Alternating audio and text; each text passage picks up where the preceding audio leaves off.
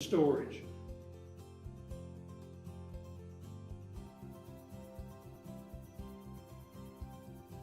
What we found early on as we were programming the holograms and the wristbands is that if we put the holograms especially on certain parts of the body, we got different results. We then found that traditional Chinese medicine is a perfect way to use the technology.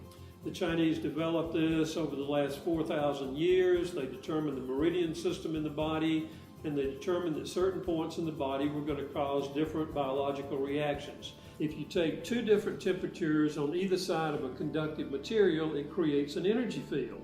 So all we're doing is taking that energy field and putting it on an acupuncture point, and all of a sudden the information that's in that hologram will instantly transmit straight into that point, because the room temperature or the environment is normally different than body temperature, which is fairly constant at 98.6 or so.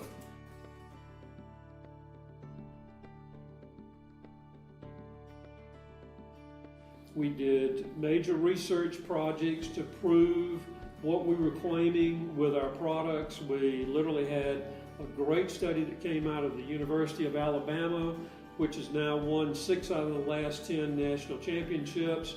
And what we determined in their lab in a double-blind crossover placebo-controlled study was that we could increase muscle endurance and improve recovery time with our holograms. We did another placebo-controlled study at Troy University, and they allowed us to use their football team one spring training. And with the football team, we used 30 placebo bands and 30 active bands. We tested their players for 2 months, and the active band users had substantially higher muscle endurance test and lower heart rate and blood pressure. So both of those tests worked great. Future of biological signaling is immense. I actually believed, and we're seeing this in the medical side of things right now, that more and more doctors are actually going to alternative medicine.